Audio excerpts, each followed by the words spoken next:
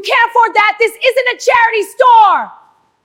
An older woman walked into a luxury jewelry boutique. Fifth Avenue, Manhattan. Crystal chandeliers, marble floors, glass cases filled with diamonds. Her name was Helen Morrison, 73 years old, wearing a simple gray cardigan, worn leather purse, comfortable shoes. She walked slowly to the display case, looked at a diamond ring, leaned closer. A store manager saw her, marched over.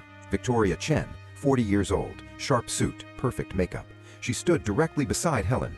"Excuse me, put that back. You can't afford that. This isn't a charity store. Look at you. Look at what you're wearing. That ring costs more than your entire outfit. You need to leave right now."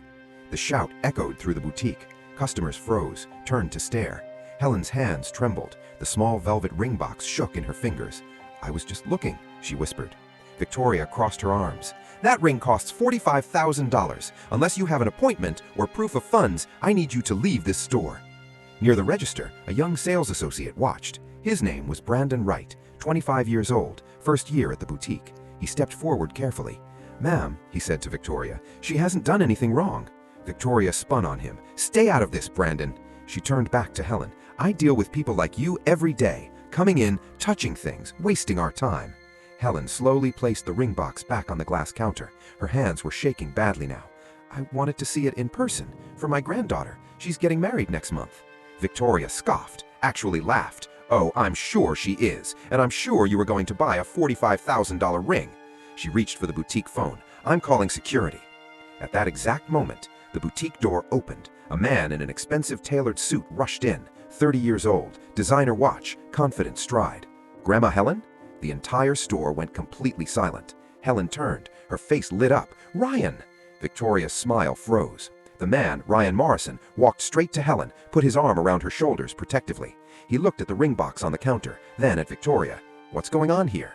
Victoria forced a professional smile, smoothed her jacket. "Sir, she was attempting to handle extremely expensive merchandise, far outside her—" "Outside her what?" Ryan interrupted. His voice was ice. Victoria stammered. Her apparent budget."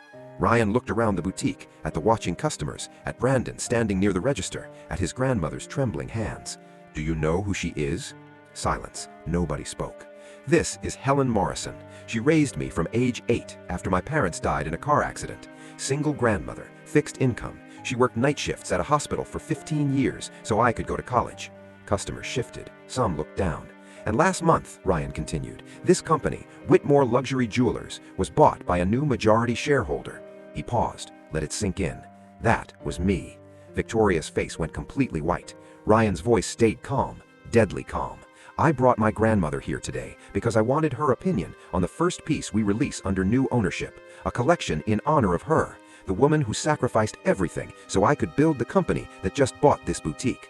Brandon's eyes filled with tears. Victoria couldn't speak. "You just screamed at the woman this entire brand is about to be named after." Silence. Ryan looked directly at Victoria. "Effective immediately, you're terminated. Security will escort you out." Victoria's mouth opened. Nothing came out. Ryan turned to Brandon. "You tried to defend her when nobody else did." Brandon nodded, crying now. "You're promoted to floor manager. Double your salary, starting today." Brandon covered his mouth. Ryan gently picked up the velvet ring box, opened it, took out the diamond ring, knelt beside his grandmother. "Grandma, you didn't need to look at rings. I already designed one for Emma. But if you love this one, it's yours. Everything in this store is yours." Helen was crying, shaking her head. "I just wanted to help choose." "You did," Ryan said softly. "You taught me what matters, not the ring, the love." He stood, looked at the customers watching.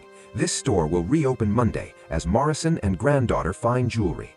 Every piece will honor women like her, women who sacrifice, women who raise children alone, women who deserve respect regardless of their clothes."